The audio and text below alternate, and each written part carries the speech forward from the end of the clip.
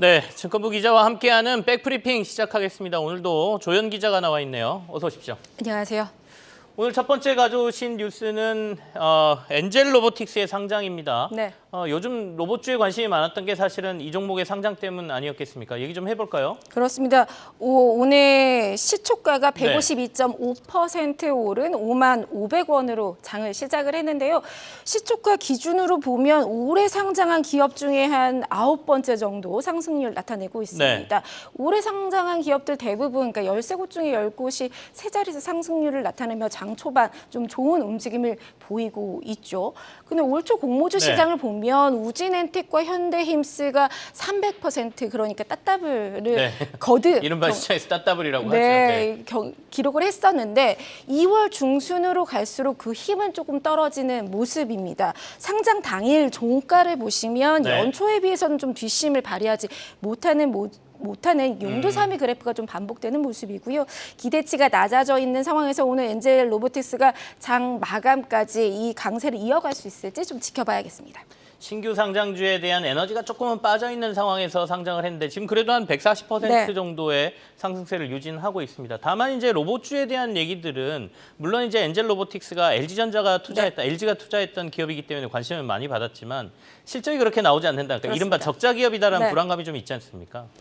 보면 엔젤 로보틱스, 그러니까 웨어러블 로봇을 만드는 기업인데요. 말씀하신 것처럼 설립 초기에 이 기술력을 인정받아서 LG전자로부터 초기 투자, 그러니까 시대 투자를 받았습니다. 현재도 7.22% 보유한 2대 주주이고요. 영상을 준비하는데 어떻게 입냐면 사람의 몸에 착용하는데 구명조끼를 입듯이 이렇게 착용을 합니다. 그래서 근력을 더해주는 역할을 해서 노약자나 장애인의 일상생활 보조로 활용이 되거나 또는 이제 근로자가 사용할 수도 있는데요. 산업용 웨어러블 수트 같은 경우는 LG전자와 삼성전자 그리고 CJ 대한통운, 그다음에 LIG 넥스원까지 매출처로 확보하고 있다고 합니다.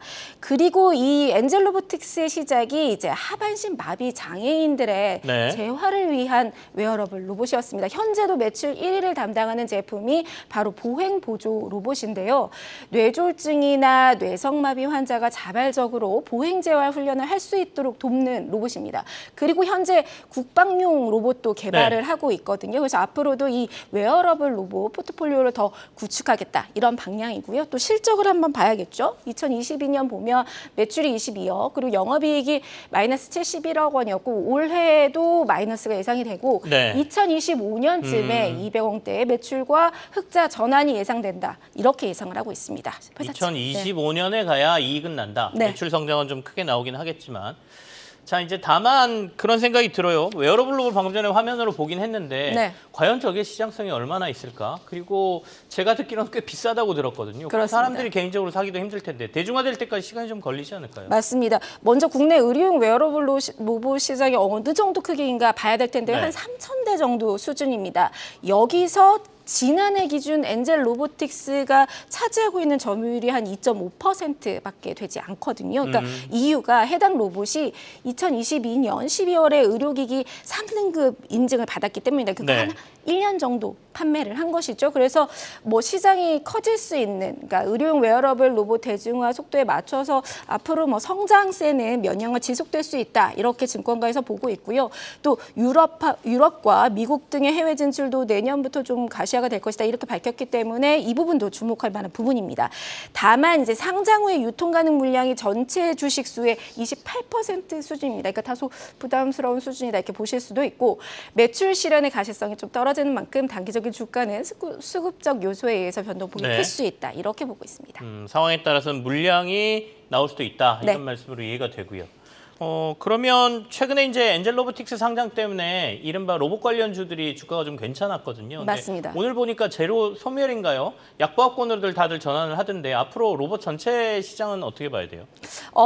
뭐 물론 이제 이번 달에 들어서 사실 두산 로보틱스와 레인보우 로보틱스 둘 다 20%대 상승세를 나타냈거든요. 그래서 다소 좀 쉬어가는 모습이 있는데 분명히 이제 대기업들도 로봇 관련 로봇 관련해서 앞으로 미래 사업을 우리가 추진하겠다. 모든 대기업들이 사실 내놓고 있기 때문에 호재는 분명히 있다. 이렇게 증권가에서 보고 있고요. 또 정부 정책도 있기 때문에 이 부분들 주목해 보시면 좋을 것 같습니다. HD 현대마린 솔루션 IPO 소식도 있던데요. 그 얘기까지 좀 해주시죠. 그렇습니다. 어제 이 금융위 증권신고서 드디어 제출했고요. 5월 중에 상장하겠다, 코스피 상장을 하겠다 밝혔습니다. 올해 IPO 시장의 가장 큰 대어라고 볼 수 있는데요. HD 현대마린솔루션은 그러니까 선박의 애프터마켓 수리 서비스를 하는 회사입니다. 그러니까 글로벌 이 친환경 흐름에 맞춰서 친환경 탈탄소 개조 이런 것도 하고요. 네. 디지털 솔루션 분야로 사업을 넓혔습니다. 지난해 매출이 1조 4천억 원대를 기록했는데 출범 6년 만에 6배 증가한 수치고 영업이익률도 매년 두 자릿수 나타내고 있습니다. 희망 공모가액 범위는 7만 3천 원에서 8만 3천 원대. 또 이 기준으로 예상 시총은 3조 원대 중반대를 나타내고 있습니다. 다음번에 공략할 IPO주는 네. HD 현대마린솔루션이다 이런 얘기로도 보이는데 시장에서 얼마나 또 관심이 커질지 좀 지켜봐야 되겠습니다. 네. 두 번째 가져오신 뉴스가 이마트 얘기예요. 이마트가 창사 이래 첫 번째 전사 희망퇴직을 실시한다는 거고 밑에 있는 11번가도 희망퇴직 대상을 네. 지금 모집하고 있다는데 맞습니다. 얘기 좀 해주시죠. 그러니까 전체 직원으로 네. 한다는 게 의미가 있는데요. 최근에 이 중국 이커머스 알리익스프레스가 10억 팡팡 이런 대대적인 물량 공세 프로모션을 네네. 진행하지 않았습니까? 그 바로 국내 유통가를 좀 타격한 모습인데요. 이마트가 그러니까 1993년 설립 이후에 처음으로 대대적인 전사적인 희망퇴직을 진행합니다. 앞서 이렇게 폐점을 앞둔 일부 점포를 대상으로는 희망퇴직을 받았었는데 이를 근속연수 15년 이상의 전 직원 대상으로 희망퇴직 신청을 받겠다 이렇게 한 것입니다. 자, 이제 실적이라든지 여러 가지 영업적인 환경 때문에 하는 건지 아니면 최근에 이제 정용진 부회장이 신세계그룹 회장으로 승진을 했지 않습니까? 그렇습니다. 그렇다 보니까 조금은 쉬운 방법으로 어떻게 보면 비용을 절약하기 위한 방법인지 네. 얘기가 좀 많겠습니다. 어떻게 평가하십니까? 최근에 나온 사업 보고서를 한번 네. 힌트를 보자 해서 제가 갖고 왔는데요. 보시면 저비용 구조를 확립해서 수익성을 개선하겠다. 그리고 인력 운영과 배치를 최적화해서 건전성을 확보하겠다.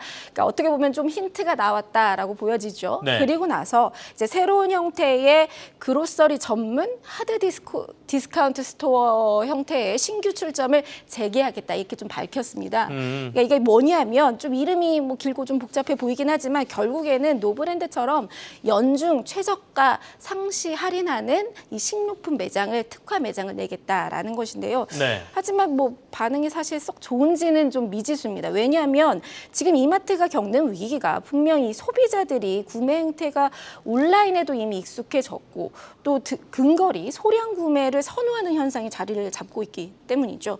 그래서 미국 코스트코에 4불99짜리 로티스리 치킨이 나오지 않는 이상 네네. 그러니까 이벤트성이 아니라 확실한 저가 상품, 효자 상품이 있어야 한다 이런 이야기가 나오고요.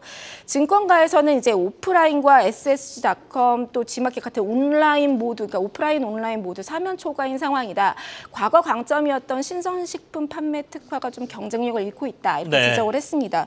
구체적으로 살펴보면 올해 영업이익도 좀 하향 조정이 됐는데요. 보시는 것처럼 오프라인도 온라인도 모두 200억 원대 영업이익이 조정이 됐는데 눈에 띄는 건 스타벅스 영업이익도 654억 원, 그렇네요. 그러니까 28%가량 하향한 게 눈에 띕니다. 그러니까 신세계그룹이 스타벅스 지분을 인수한 뒤에 영업이익률이 반토막 나지 않았습니까? 그래서 마땅한 돌파구가 안 보인다. 이렇게 전문가들이 보고 있는 모습입니다. 알겠습니다. 자, 근데 이제 뉴욕 증시를 보면 네. 우리는 중국 테무라든지 알리익스프레스 이런 데들의 공략이 심해서 이렇다라고들 얘기는 하는데 코스트코라는 회사 같은 경우에는 신고가를 가고 있단 말이죠. 그렇습니다. 뭐가 다른 겁니까? 그렇죠. 그러니까 미국에도 분명히 알리와 테무의 네. 공세가 있는데 그럼에도 불구하고 결정적으로 실적이 주가를 이끌고 있습니다. 미국 코스트코와 월마트 꾸준한 실적 성장 보여주고 있고요. 또 고금리 인플레이션의 덕도 톡톡히 보고 있습니다. 그리고 월마트 같은 경우는 이제 커넥트를 통해서 광고 수익 모델 강화라든지 네. 온라인과의 시너지 등 좀 전략도 다양화하고 있고요. 지난 4분기 실적 호조세에는 북미 판매 호조와 함께 중국 지역의 회복도 좀 두드러졌습니다. 여기에다가 월마트는 배당도 지난 10년 중에 가장 큰 증가폭인 9.2% 인상을 발표했죠. 네. 그리고 코스트코는 지난 연말에 특별 배당을 쐈거든요. 근데 국내 유통주는 사실 지금 밸류업 호재 속에서도 소외되는 모습을 보이고 있습니다. 이마트와 롯데쇼핑 등이 자산이 많아서 밸류업 정책이 나왔을 때 초반에는 네. 주목을 받았었는데 고간이 넉넉하지 않다 보니까 밸류업에 나설 여력은 없을 것이다. 이런 평가가 나오고 있습니다. 주주들 입장에서는 중국 업체 핑계 대지 마라 이렇게 얘기할 수도 있겠어요. 미국 좀 봐라 이렇게요. 네. 자, 근데 신세계 건설이 최근 4분기에 적자로 나오면서 이것도 사실 정영진 회장에겐 부담이 좀 될 것 같아요. 그렇습니다. 결국 같이 실적으로 네. 묶이니까 신세계건설의 실적 부진은 원가 상승 영향과 또 미수 채권에 대한 손실, 충당금 여파입니다. 그러니까 문제는 이 유동성 위기가 좀처럼 나아질 기미가 보이지 않는다는 네. 것인데요. 신용 등급이 또 다시 한 단계 떨어졌고 다수의 PF 사업장이 착공을 못하는 상황이라서 계열사 차원의 추가 지원에 대한 의존도가 높아질 수 있다. 이런 우려가 나오고 있습니다. 다만 한 가지 주목할 것은 정부에서 이 부동산 시장 침체가 계속되면서 공급 차질 사례가 이렇게 속출하니까 건설 경기 대책을 검토하고 있는 것으로 알려졌습니다. 28일 그러니까 목요일이죠. 비상경제 장관회의가 열리는데 아직 안건은 공개되지 않았습니다만 이 자리에서 이 건설사 금융부담 완화 방안도 네. 거론되고 있어서 이 부분은 지켜보시면 좋을 것 같습니다. 주변 상황이 만만치가 않습니다. 회장직에 오른 정영진 회장의 앞으로 경영 능력이 여기서 좀 평가를 받을 것 같군요. 네. 증권부의 조영 기자와 함께했습니다. 고맙습니다.